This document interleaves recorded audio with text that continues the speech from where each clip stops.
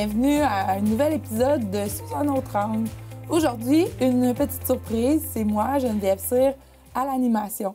Donc, aujourd'hui, j'ai la chance d'être accompagnée de Mme Catherine Beaudoin, qui travaille au Carrefour Jeunesse Emploi, qui vient nous parler, entre autres, de l'activité Les Dragons des Jardins.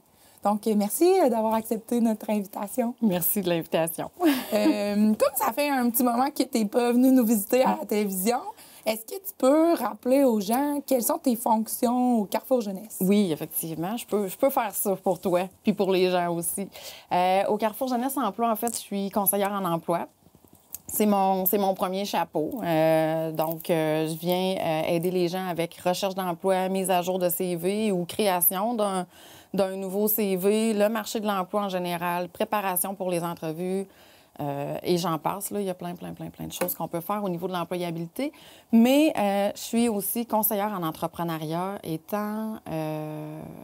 ayant déjà passé par un parcours entrepreneurial. En fait, ça me donne, je dirais, une petite longueur d'avance pour venir travailler dans ce volet-là là, du créneau Carrefour Jeunesse Emploi, l'entrepreneuriat. Fait qu'un autre volet du Carrefour, mais un volet chouchou pour moi aussi.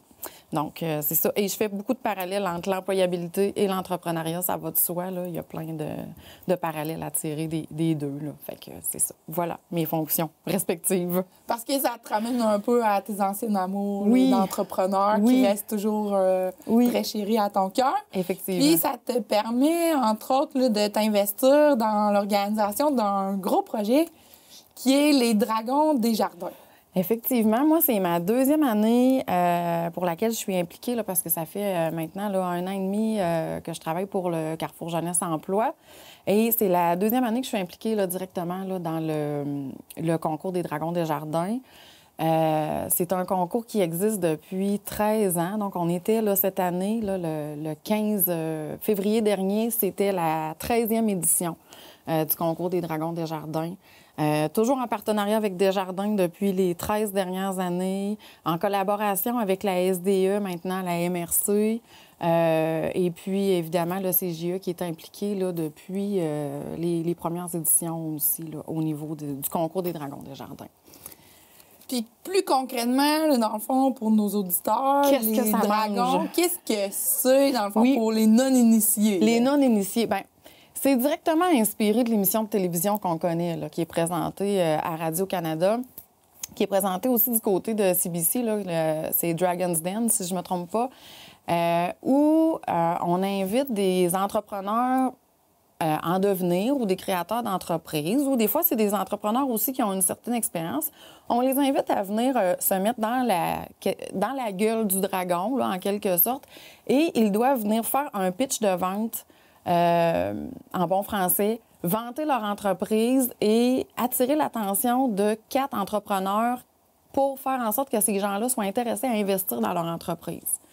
Bon, bien évidemment, là, nous, on parle pas, c'est pas nécessairement à la même hauteur, mais l'exercice est quand même périlleux là, pour les jeunes. C'est quand même assez stressant. Mais ce qu'on leur demande de venir faire, c'est de venir parler de leurs entreprises étudiantes, donc qui vont monter dans le cadre d'un cours en 5e secondaire. Donc, ils se présentent devant 5 dragons de la région, donc 5 entrepreneurs de la région, et ils doivent à ce moment-là venir faire encore là, en bon français, un pitch de vente et attirer l'attention de ces dragons-là pour venir chercher une bourse qui va permettre à leur entreprise d'aller de l'avant. Donc, de pouvoir continuer à cheminer dans leurs opérations. C'est vraiment le but visé, c'est d'aller chercher du financement pour permettre à cette entreprise-là de continuer à vivre jusqu'à la fin de l'année scolaire, idéalement. Donc, l'idée, c'est que l'entreprise voit le jour pendant l'année scolaire, ait des opérations pendant cette année scolaire-là. Puis à la fin de l'année scolaire, bien, on vient fermer cette entreprise-là. Puis c'est une expérience entrepreneuriale là, qui, mon Dieu, très bénéfique là, pour tout le monde. Tout le monde y tire son épingle du jeu, là, en fait. Fait que c'est inspiré de cette émission de télévision-là. Et nous, Depuis les tout débuts, on est associé évidemment à Desjardins, donc c'est notre financier principal. Fait qu'à chaque année, on a un représentant ou une représentante de Desjardins qui est là. En alternance, on a soit la Caisse Desjardins de la région de Thetford ou soit la représentante des Caisses Desjardins du Carrefour des Lacs. Donc, ils s'alternent le mandat de venir devant les dragons. Ensuite de ça, nos dragons, bien, on a évidemment Serge Dubois de chez Appalache Nature qui, Serge, est un initiateur. Il a carrément initié le mouvement là, depuis 13 ans. Il est dans les fondateurs des Dragons depuis 13 ans. On a Jennifer Poirier de chez Castec Plicitec, donc qui est un gros entrepreneur industriel sur notre territoire, qui vient d'une entreprise, d'une famille entrepreneuriale aussi, Jennifer. On a Marianne Barry de la Pépinière Ancestrale qui a un parcours aussi d'entrepreneur puis qui pensait jamais exploiter une pépinière dans sa vie, mais qui s'est retrouvée aux commandes d'une pépinière avec des débouchés surprenants, des parutions de livres, plein de choses. Et on a aussi Frédéric Paré de chez eMindTech, qui est une compagnie qui travaille au niveau des technologies, des logiciels informatiques, au niveau... J'ai un petit peu de difficulté à décrire. Lui, il en parle tellement bien, mais il vient de travailler avec de très gros joueurs sur le marché. Là, ils ont des contrats avec Honeywell, ils ont des contrats avec Hydro-Québec, ils ont des contrats. Et ils viennent faire un peu comme de la gestion, de l'inventaire. C'est un peu nébuleux, là, tout ce monde-là, pour moi. Mais c'est quand même un chef de file dans son domaine au Québec, avec des pieds à terre un peu partout en Europe, en Afrique. Donc, on a la chance d'avoir ces 5 acteurs-là pour une journée complète avec nous, sachant très bien qu'ils ont je dis des fois des agendas de premier ministre, là, ces gens-là, ils ont des agendas très, très remplis. Mais la journée des dragons, ils y tiennent, puis ils sont là vraiment, je dirais, 12 heures de temps avec nous en présence, puis très, très présents de corps et d'esprit toute la journée. Fait que ça, c'est du bonbon pour nous. Très privilégié d'avoir ça. Bien, c'est quand même une belle reconnaissance pour les jeunes de notre région que de voir que des gens autant occupés s'investissent seulement pour eux. Là. Pour eux, c'est une belle reconnaissance. Pour eux, là, quand ils prennent conscience de ça, là, c'est tellement impressionnant qu'est-ce que ça vient faire, là, l'espèce de transformation. Puis l'impression qu'ils ont, bien, puis c'est pas une fausse impression, mais ils ont vraiment le sentiment d'avoir été privilégiés cette journée-là. Ils ont le sentiment d'avoir été écoutés. Ça fait toute une différence. Ils ont le sentiment d'avoir été pris en considération. Ils se sentent aussi quasiment, tu sais, sur un pied d'égalité avec ces gens-là, d'avoir pu avoir un échange sans être jugé par les gens, je dirais même par les pairs. Tu sais, ils se considèrent, les dragons considèrent les jeunes qui viennent présenter leur projet comme des pairs, en quelque sorte, puis ils sont là pour les mentorer puis leur donner des conseils. Fait que, tu sais, ces jeunes-là, quand ils ressortent de là, c'est comme s'ils viennent de prendre de la maturité puis de la confiance en eux, puis c'est incroyable, la lumière dans les yeux de ces jeunes-là une fois le passage devant les dragons, là. Puis c'est souvent le genre de reconnaissance qui peut changer leur parcours de vie, tu sais, qui peut les amener encore plus près de l'entrepreneuriat. Là. Mais moi, je fais beaucoup de parallèles entre l'entrepreneuriat et l'employabilité. J'en parlais au début, puis je leur dis à ces jeunes-là, quand vous vous présentez devant les dragons, vous venez défendre un projet, une idée que vous avez, vous venez défendre tout ça. Quand vous allez accéder au marché du travail, bon, vous allez peut-être être entrepreneur, vous allez peut-être poursuivre votre formation dans un autre domaine. L'idée, c'est pas de tout changer ces jeunes-là pour qu'ils deviennent entrepreneurs du jour au lendemain. C'est pas l'idée, mais l'idée, c'est de leur donner un coffre à outils bien garni avec des nouvelles habiletés, des nouvelles attitudes qu'ils vont avoir développées. Mais ce que je leur dis, c'est quand vous allez avoir à défendre un projet plus tard ou ne serait-ce qu'à défendre votre position au sein d'une entreprise, d'aller vendre votre salade pour être engagé, bien, vous allez avoir une belle longueur d'avance de par cette expérience-là. Donc, si tu te présentes en entrevue, bien, écoute, c'est comme si tu viens de passer une entrevue devant 5 personnes. C'est assez rare que tu te présentes en entrevue pour une entreprise puis que tu as une table de 5 personnes, des ressources humaines. Mais là, c'est du solide quand tu as passé derrière, tu sais, dans cette expérience-là. Fait que ce que je leur dis, c'est que vous venez de vivre quelque chose à la hauteur d'eux. vous venez de défendre votre projet. Quand vous allez vous présenter en entrevue pour vendre votre salade pour un emploi, votre projet, c'est vous. Vous êtes des petits entrepreneurs qui venez présenter vos services à des employeurs. Donc, vous allez être capable, après ça, vous pouvez traduire cette expérience-là puis l'amener ailleurs dans d'autres choses. Vous avez des projets étudiants à défendre, des argumentaires à défendre, bien, servez-vous de cette expérience-là, de tout ce que ça vous a... Des exposés oraux, là, ça peut leur faciliter le reste de leurs études. Oui, puis c'est le fun de les voir, parce que moi, j'en ai vu là, faire leur exposé oraux. Là. Il y a un enseignant qui m'a invité comme pour faire une pratique des dragons. Et j'étais avec l'enseignant, avec la direction adjointe. Fait qu'on faisait un petit mini-panel de dragons. Puis la classe aussi assistait, là, dans le fond, à l'exposé oral. Puis on voit que nos jeunes, ils sont habitués de faire des exposés oraux. Je sais pas si tu te souviens, mais nous autres, les exposés oraux, ils arrivaient plus tard dans notre parcours scolaire, puis on était extrêmement stressés. Mais on voit qu'eux, ils sont habitués de les faire plus jeunes que nous. Là. Puis ça paraît. Là, je le voyais qu'il y avait comme quand même une certaine aisance comparativement à nous. Peut-être que c'est l'avènement aussi des médias sociaux, là, parce qu'ils se mettent beaucoup plus en avant que nous, on pouvait le faire à cette époque-là. Exactement. Nous, on était comme très timides. Là. On n'était pas très mis en vedette, mais maintenant, tout le monde ose. Puis c'est le fun parce que ça se ressentait là, dans les exposés oraux. Puis on voyait qu'il y en a qui utilisaient des techniques de certains influenceurs, ou en tout cas, ils ont déjà comme une approche marketing, en quelque sorte, là, quand ils faisaient leur exposé oral. Fait que ça, c'est des beaux plus. Là. Mais ça, c'est quand même une utilisation positive des médias sociaux, à mon sens. Là, parce que des fois, on critique ça un peu, mais il y a quand même des avantages qui peuvent être mis Puis en entrepreneuriat, on les invite à utiliser ces médias sociaux-là à bon escient, parce que on a vu des entreprises grossir grâce à Facebook, grâce à TikTok, grâce à Instagram. Donc, c'est sûr qu'il y a une utilisation positive à venir faire des médias sociaux pour rejoindre le plus de monde possible. C'est un petit peu comme le nouveau bouche à oreille, en quelque sorte. Puis le bouche à oreille fonctionne toujours très, très bien, mais c'est le bouche à oreille 2.0, là, les médias sociaux. Fait que c'est sûr qu'on les encourage à aller vers tout ça. Parce que c'est quand même un gros processus là, pour ces jeunes-là. Là. C'est un gros investissement. Peut-être revenir que, tu sais, c'est pas juste la journée des dragons en soi. Là. Il y a beaucoup de travail avant que... La journée des dragons, c'est comme le bonbon, là. C'est comme c'est la cerise fin, sur le sundae, en quelque sorte, oui. Mais on commence à préparer les jeunes en entrepreneuriat là, dès fin septembre, début octobre.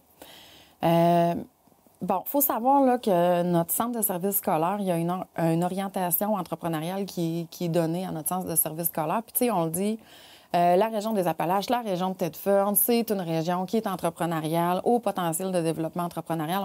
On en parle beaucoup. On a plusieurs exemples de ça sur notre territoire.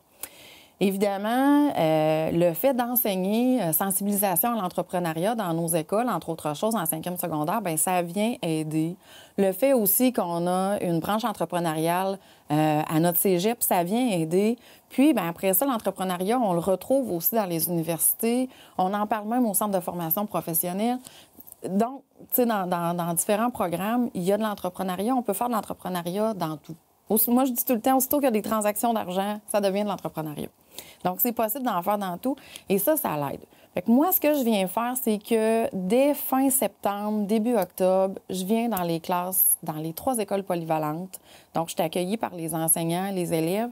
Et je viens commencer, là, ça, c'est mon travail entrepreneurial. Je viens faire mon pitch de vente pour les Dragons des Jardins. Fait que je viens expliquer aux jeunes qu'est-ce que c'est ce concours-là, ça vient d'où. Souvent, je leur donne des exemples aussi de jeunes qui sont passés devant les Dragons parce qu'on ne consomme plus la télévision de la même manière. Des fois, ils ont une vague idée de ce que c'est, mais ils n'ont pas vu nécessairement ce que c'était à la télévision. Donc, je viens présenter un extrait. Je viens, bien évidemment, énumérer tous les avantages de ça et je viens leur donner là, des exemples de plans d'affaires, comment compléter le formulaire d'inscription, comment répondre aux questions, etc. Je viens leur parler de mon parcours entrepreneurial. Je viens les mettre en relation aussi, idéalement avec un des dragons qui va participer à la prochaine édition. Donc, je les mets en contact avec un dragon qui vient les rencontrer dans la classe, qui vient parler de lui. Fait que ça leur permet d'avoir déjà quelqu'un qu'ils ont connu là, avant de passer devant les dragons le jour J. Si c'est pas un dragon, si j'ai pas accès à un dragon, je vais trouver un autre entrepreneur. Puis ils sont souvent très, très généreux, les entrepreneurs. Donc, ils viennent parler de leur parcours. Et puis, après ça, bien, on va déposer le formulaire de candidature au dragon. Puis là, c'est du sérieux, là. Ils doivent remplir un formulaire. Ça tient sur un bon 4 pages. Ils doivent expliquer leur motivation, c'est quoi leur projet, qu'est-ce qu'ils vont retirer de ça. Et surtout, ce qui est important, c'est qu'ils doivent me faire un montage financier en bonne et due forme. Donc, si on parle d'un projet de chandelle ou peu importe le projet, on veut organiser un événement, bien, comment ça va vous coûter organiser cet événement-là, puis qu'est-ce que vous pensez retirer en termes de bénéfices? Donc, je dois avoir une colonne de dépenses puis de revenus, comme on retrouve dans un montage financier pour de l'entrepreneuriat.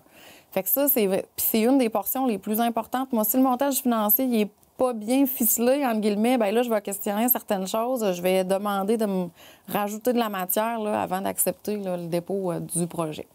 Fait que formulaire de candidature en bonne et due forme. Après ça, bien, ils reçoivent un accusé-réception qui dit, bien, écoutez, j'ai reçu votre formulaire de candidature, j'ai retenu votre candidature ou j'ai pas retenu votre candidature parce que on peut pas rencontrer 45 projets. À un moment donné, on a une journée pour le faire.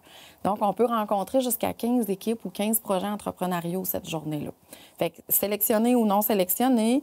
Et puis, bien, après ça, là, il y a la préparation pour cette journée-là. Donc, je vais offrir justement de l'accompagnement pour les préparer, aller en classe pour faire justement des simulations pour passer devant les dragons, etc. Et le jour J, bien là, c'était le 15 février dernier. On passe devant les dragons, ça dure toute la journée, cette machine-là. Ça commence à 8h30 le matin. Les équipes rencontrent les dragons, un à la suite de l'autre. Donc, ça défile là, aux 15 minutes pour passer devant les dragons. Les dragons, ça demande beaucoup, beaucoup d'attention de rencontrer toutes ces équipes-là. 15 équipes, une petite pause sur l'heure du midi. Après ça, on repart dans l'après-midi. Les 3 écoles viennent, dans le fond, on le fait à la polyvalente de Blacklick parce que c'est central. Donc, polyvalente de Disraeli transporte les élèves à Blacklick. Polyvalente de Tedford amène les élèves aussi à Blacklick. La logistique derrière tout ça. Et puis, on passe là, devant les dragons toute la journée. En fin de journée, bien là, c'est les délibérations. Donc, on prend en considération ce que nos équipes ont demandé comme montant. Les équipes ne peuvent pas demander plus de 250 $, puis ça doit être un maximum là, de 75 % du montant total de leur projet jusqu'à concurrence de 250 $. Fait qu'il y a toute une petite mathématique aussi qu'ils doivent venir faire là, derrière tout ça. Fait qu'on analyse les montants demandés, puis après ça, bien, on vient proposer des montants pour les bourses. Ce qui fait que cette année, là, on a alloué 2 875 $ en bourse pour nos 15 projets. Plus 2 bourses supplémentaires qui sont offertes, là, la bourse coup de cœur des jardins puis la bourse coup de cœur des dragons. Fait que ça, c'est directement là, relié au projet. Fait que 3 375 en bourse au total. Ce qui est non négligeable. Puis Ce qui est non négligeable. ça se fait, dans le fond, dans une belle façon parce que c'est fait dans un gala officiel. Oui. Donc, les jeunes doivent se mettre tout beau Oui. ou coordonner leurs vêtements là, Oui. pour pouvoir recevoir. Ben oui, c'est ça. Il y a comme un petit effort. Tu sais, dans la journée, on voit que c'est du sérieux pour eux. Là, ils vont prendre le temps de se mettre beau. Là, je leur dis, mettez-vous beau comme si vous avez une entrevue devant un employeur. Tu sais, on n'arrive pas avec nos jeans de travail, etc. Là, un certain décorum. Fait qu'on voit là, cette intention-là dans la journée. Et puis là, le soir, bien, on vient conclure tout ça par un gala. Puis évidemment, bien là, on le voit. Ils sont sur leur 31, leur 36 ou peu importe le nombre, là, mais ils sont tout beaux pour la soirée. La belle soirée où ils arrivent, on leur présente un cocktail, les parents sont invités, il y a une table où on expose tous les projets de la journée. Ils peuvent échanger avec leurs collègues, les enseignants sont là, les partenaires sont là, les dragons sont accessibles. Fait qu'une première portion un peu réseautage et puis cocktail. Puis après ça, bien, on passe au vif du sujet. Là, ce qui nous occupe, en fait, c'est est-ce qu'on va avoir une bourse? Combien on a eu comme bourse? Et là, c'est le gala là, qui se déroule là, sur à peu près une période de 2 heures où s'enfilent là, les bourses et tout. Et puis l'animation aussi. Fait que c'est beaucoup... Très, très grosse journée. Tout se fait dans une journée. Je peux dire que quand je sors de cette journée-là, j'ai les yeux un peu dans la graisse de bine, mais très belle journée qui se conclut d'une très bonne manière. Bien, félicitations pour tout ce travail, puis de mettre en avant-plan notre belle jeunesse. Oui. Puis nous, bien, on a la chance de se laisser sur un petit montage qui va présenter les gagnants de chacune des bourses. Et en fin d'émission, vous allez retrouver Ghislain qui a reçu une entreprise, donc il nous fera plaisir de vous présenter. Donc, merci à vous et bonne semaine.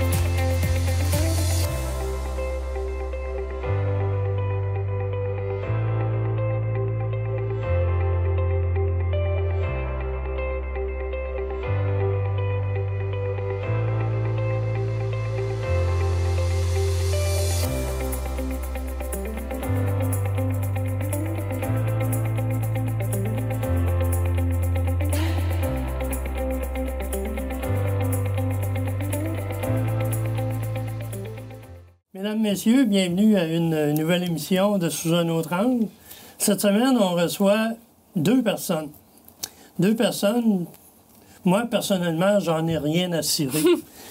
Rien à cirer, c'est une blague, évidemment, c'est le nom de la compagnie. Et les personnes en question, c'est Lily Maude Guertin et Bradley Boisvert. Alors, je vous laisse vous présenter. Bonjour! Dans le fond, on est une petite entreprise de bougies. Donc, on fait des bougies à la main, dû à notre cours d'entrepreneuriat au secondaire. Donc, on fait toutes sortes de bougies avec des thématiques différentes avec de la cire de soya. Vous le faites dans votre maison privée ou... Oui, on le fait chacun dans nos maisons respectives. OK. Vous ne travaillez pas ensemble? Des fois, oui, mais c'est compliqué avec les déplacements. Puis tout, vu qu'on est jeunes, on n'a pas tant de moyens de se déplacer. Fait que c'est plus simple si on le fait chacun de notre côté. OK. Puis, avez-vous des distributions de chandelles dans certains commerces à date? Pas pour l'instant. C'est sûr qu'on aimerait beaucoup ça, s'agrandir et mettre nos bougies dans des commerces. Pour l'instant, on fait vraiment de la livraison à domicile. Mais prochainement, j'ai une amie qui vendrait peut-être les bougies dans son dépanneur. Puis on aimerait ça, c'est sûr, s'agrandir un peu. OK. Pour le moment, c'est annoncé sur Facebook? Oui, on a un compte Facebook, Instagram et TikTok. OK. Puis là, les gens peuvent commander directement, soit chez vous ou soit chez toi? Dans le fond, ils commandent, puis nous, on Ben, sur un site? Ouais, ils commandent par message, puis nous, dans le fond, on va leur porter. Puis, OK. Ça peut être autant du monde de Sherbrooke que de Thetford? Non, pour l'instant, on reste vraiment, dans le fond, Thetford Mines, Black Lake, aux alentours.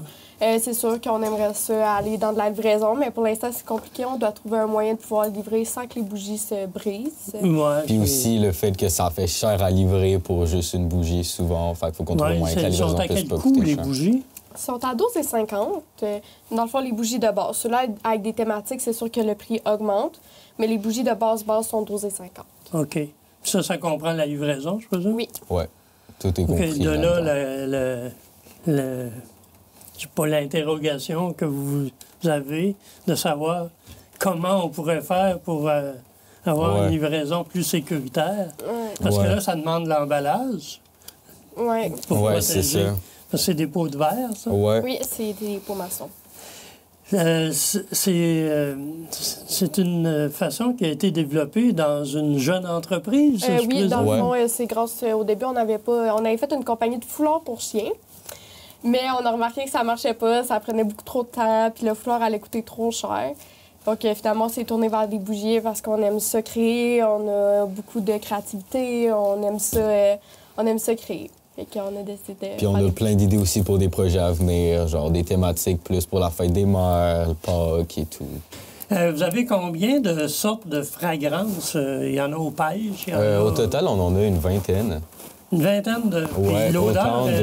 autant en passant de vers plus des pâtisseries comme gâteau au caramel ou gâteau au chocolat ou à la fraise, à plus des fruits. Puis on a aussi plus eucalyptus. Puis on a vraiment une grosse diversité de fragrances. Puis ça sent vraiment. Ouais. Pour l'été qui va arriver bientôt, on l'espère, allez-vous en faire pour... c'est avec... je me souviens pas trop quel produit, là, pour le chasse-moustique. Oh, c'est une bonne idée. idée. Oui, on n'avait pas pensé à ça. Pour l'instant, on est encore dans nos bougies de Pâques qu'on veut sortir prochainement. Okay. Mais oui, c'est vraiment une bonne idée. Faudrait qu'on réfléchisse à ça. Faudrait qu'on trouve l'odeur. En avez-vous des plus gros formats que ceux-là? Pas encore, mais c'est une idée qu'on a aussi peut-être eue. C'est juste que pour l'instant, on est mieux rester avec moins de grosse diversité vu qu'on commence. Puis on veut se diversifier plus avec le temps, mais pour l'instant, on y va plus simple. Puis ouais. Ouais, c'est ça, on commence, mais plus tard, plus que ça y va, plus qu'on développe. On a acheté des nouvelles odeurs. On a aussi acheté des pigments pour faire de la couleur. Puis on voudrait aussi changer nos bocaux. Mais c'est dur de trouver des bocaux qui ont un prix raisonnable, puis qui sont beaux, puis qui résistent à la chaleur. C'est des pots maçons, ceux-là? Oui, Ouais. dans la force des petits pots maçons, oui. Malheureusement, c'est tout le temps qu'on a. Parfait. Alors, Parfait. merci. Merci Mesdames, à vous. messieurs, une bougie pour l'été, peut-être. Il y en aura peut-être des bougies chasse-moustique. L'idée est lancée. Je présume que Lily Maude va s'accaparer de cette idée-là. Et en attendant, si vous avez besoin d'une bougie pour l'odeur, il y a différentes odeurs, allez sur le site Facebook dont l'adresse apparaît au bas de l'écran. Merci de votre écoute et je vous dis à la prochaine.